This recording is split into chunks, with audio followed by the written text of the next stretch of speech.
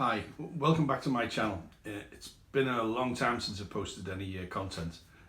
I wanted to find out what was in the Queen's Chamber and the subterranean chamber, to be quite honest. And it's took me a long time, but in the end, I found out there was two machines. This is one. This was in the subterranean chamber, and I'll show you the Queen's Chamber one later on. But we need to recap before we get to that. We need to recap and see how the pyramid was built from the start. This is a follow-up video from Johanna James's video regarding this Djed pillar. The Djed pillar works by pulling on two ropes, and then you can rewind them two ropes by pulling on the yellow rope in the middle. I'll explain that further now.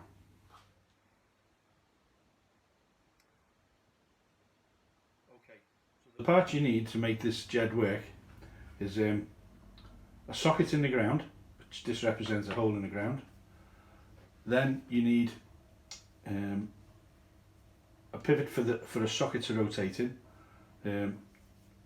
You place that in the hole in the ground. Then you have a ball type socket fits in the tray. The Djed has a similar thing on the bottom. It acts as a key.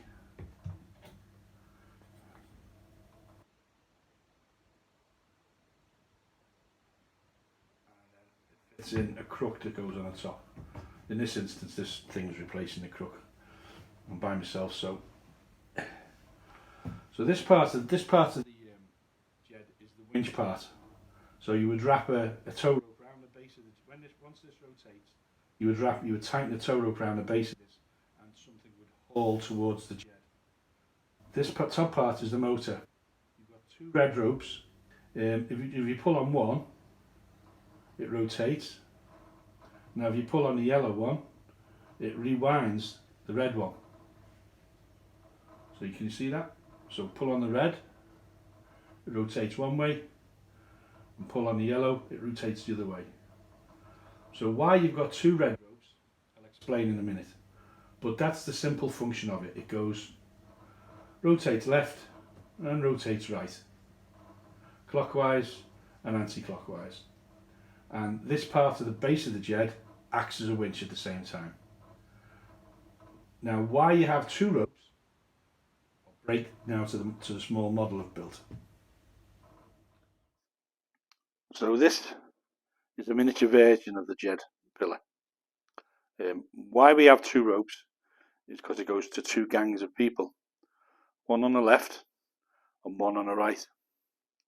Now they tie their ropes to an ank. An ank is associated with the Djed. It's supposed to be represent life. The Djed actually gives life. The ank gives life to the Djed.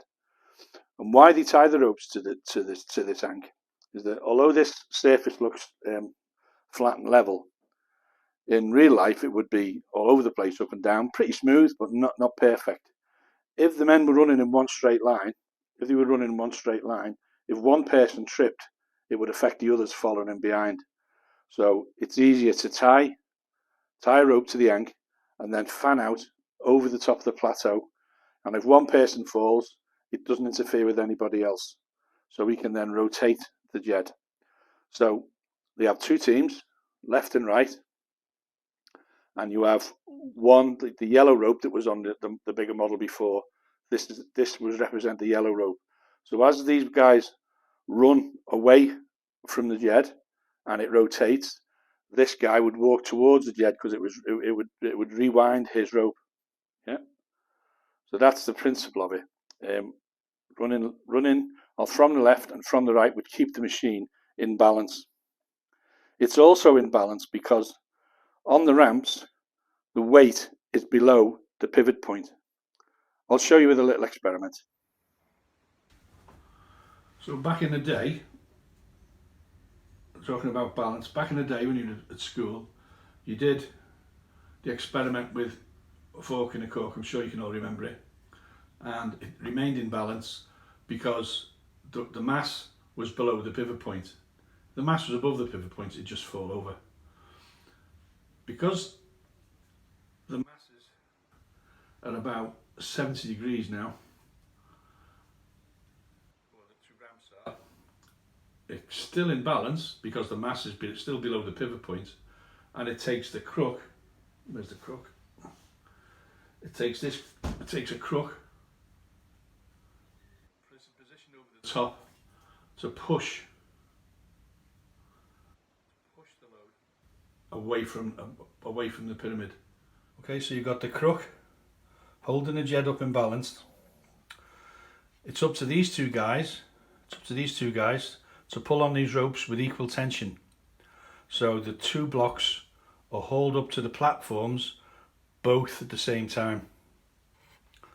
So let's see.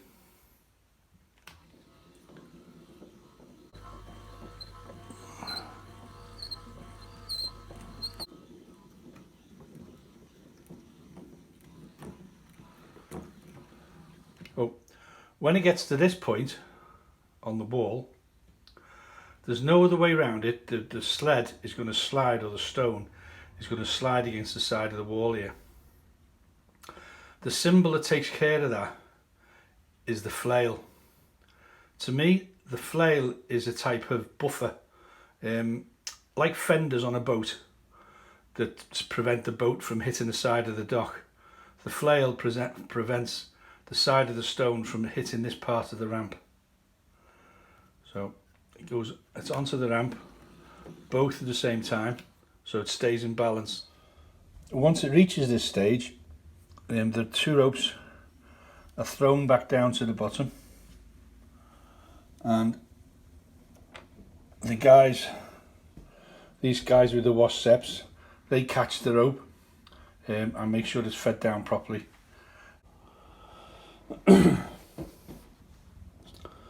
Okay, so you've got your stone on the landing stage, and the power ropes that got them there, these power ropes that were attached to the Djed, they're now spent and they need rewinding back onto the spools. So this guy, he would be positioned somewhere here, and he would walk away from the Djed, and it would rewind these power ropes back onto the spools. The problem is, these people who were pulling on the ropes now need to walk back in unison towards the Djed pillar. They can't put tension on this ank for it to be rewound, but they don't want the ropes to be dragging on the floor. So the two crossbars, ropes are attached to the two crossbars, and men stand either side and keep the ank off the floor. And then this guy with this rope pulls and turns the Djed the opposite way, and the crossbars are held by two other people, and it's walked back towards the Djed, and it's just fed back onto the spool with ease then. And then the rope, this block can then be attached to the next rope on the final stage towards the plateau. That's drawn to the plateau with a machine called the false door. This is the false door, and all these machines are made of wood. So the weight of this machine, or the power that this machine gives out, is more than the weight of the machine. So if this machine weighs, say, 1 ton in weight, and it's pulling a 2.5 ton block, it wants to pull the machine. The block wants to pull the machine out of its surroundings. So you need to surround this machine in a heavy stone.